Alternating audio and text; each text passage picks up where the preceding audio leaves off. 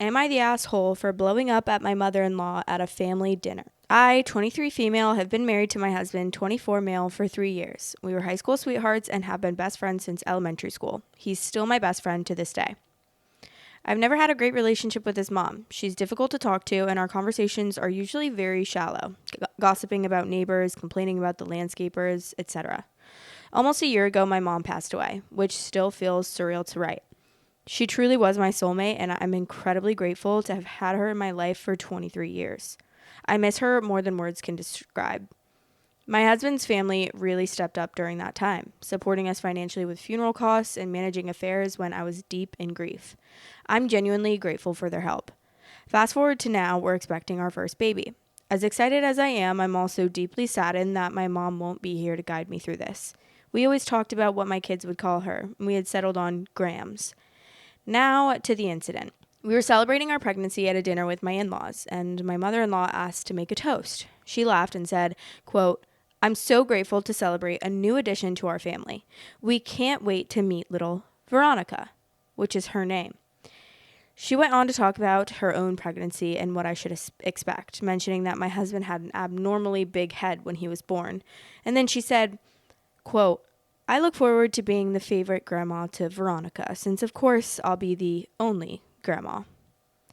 The room went silent, and I started to cry. I stood up and told her how incredibly insensitive it was to say that, and that my mom would always be a grandmother, whether she's here or not.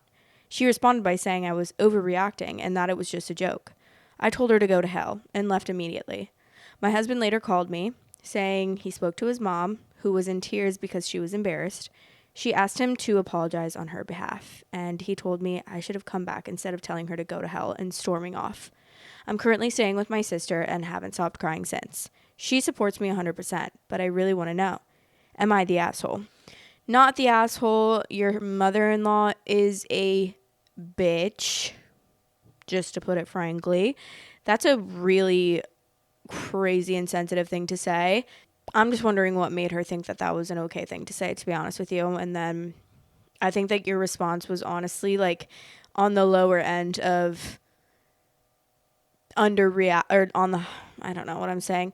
I think you were underreacting, truly, because if that were me, I would have squared up right then and there. Like, girl, also have fun being not a grandma anymore, because you're not allowed to see my grandchild anymore unless you really make it up to me, because with that kind of comment, I don't see myself like ever forgiving someone like that unless she really, really, really, really like understood and basically just groveled. Like, if you don't understand and you aren't going to literally beg at my feet and like kiss my feet and be so sorry, you're not going to be involved in my child's life with that kind of attitude.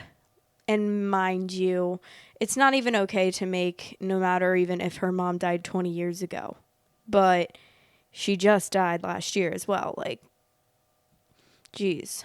The husband too, like, I just don't understand why it's always like, why is the husband never supportive? I can't imagine that my husband wouldn't be supportive. I truly cannot imagine it. Especially seeing me that upset and about something that serious. I just don't think there's a world in which he would be sticking up for his mom or even staying there. Like, I truly think if it were my boyfriend, he would leave right behind me and be like, oh my God, that was actually crazy. Okay, this is a 3 days later update. Just want to take a moment to thank you for all of your support. Your comments and messages have been incredibly eye-opening. After staying with my sister for a few days, my husband came over. He said he understood why I was hurt but felt I overreacted. He asked me to apologize to my mother-in-law to keep the peace, which felt like a betrayal. I'd hoped he would stand up for me. That night, my mother-in-law sent a long text doubling down on her joke and saying my grief has become a burden on everyone. She told me I need to seek professional help and move on since it's been almost a year. I was devastated. I showed my husband, but he got angry at me for escalating things. He said I should make peace with her for our child's sake and that he didn't want to be caught in the middle. I decided to take some space and stay with my sister. I'm really struggling to come to terms with this. This whole situation has made me question if my marriage is right for me and my baby. I need an environment where I feel respected and supported, and I don't feel that way right now. I told my husband that if he wants me back, he needs to show that he can stand up for me. I'm putting myself and my baby first. I don't know what will happen next, but I know I deserve better than this.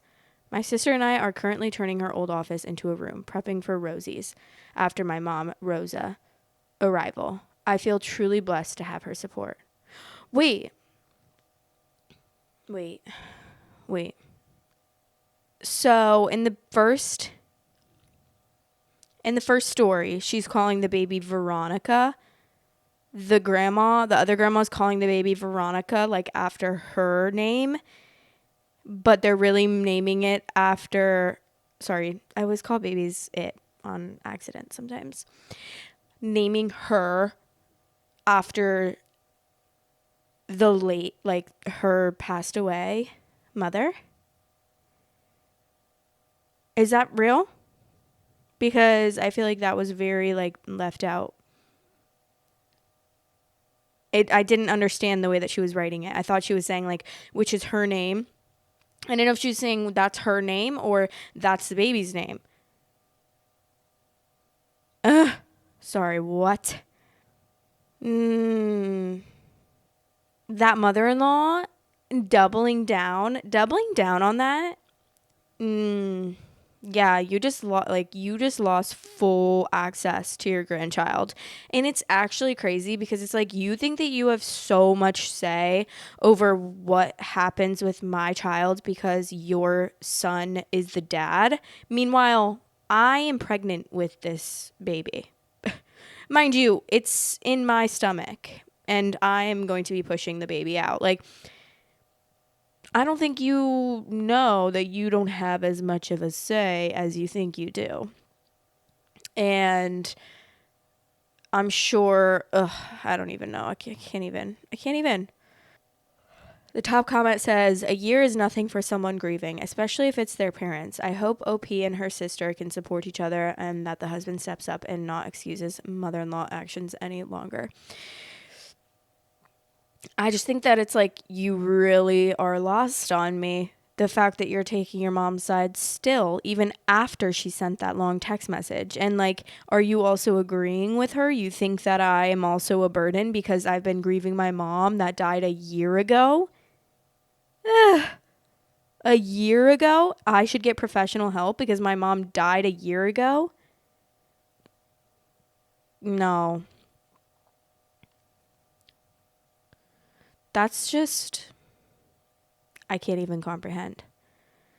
Someone said, I luckily have my parents still, but I lost my best friend 3 years ago, and there are days the grief is unbearable. I still talk about her all the time. If my partner's family told me to get over it, it was 3 years ago, my partner would lay the F into them. Right, right. Because that's literally what a normal person would do. It's like, it doesn't matter if you're talking about something that happened 45 years ago. I don't care. That doesn't mean that that means that grief all of a sudden just goes away. No. Grief stays with you forever. And there's really no timeline or you should be over it by now or you should be at this point in your healing journey. There's nothing you could say that would be valid saying, it's been a year. I can't believe you're not over it already. I can't believe you're not over the fact that someone in your life, and mind you, her mother died. And I would feel this way about anyone. Like, I would feel this way about, and even if she was saying like my best friend, my sister, my whatever, it's like, okay, like I don't understand why some people are so, it's like imagine if it was like the other way around. I would be like, hey, how about, let me explain this to you. Hey, so have you ever heard of the thing called empathy? Think of, from my perspective for a second, imagine if Miss Veronica over here died. How would you feel? In a year, if my mom told you, you need to stop grieving, would you be like, yeah, you're right, I do? It's like, I have to explain to you how to feel empathy. I don't think that I would want to stay with this guy. I would feel so, especially because wouldn't feel comfortable like being around the mom at all anymore. And I don't really want my child to be around the mom either. And two, I would feel so disconnected from my partner if he was on his mom's side after that scenario. Love you guys. Thanks for watching. Please like, comment, and subscribe.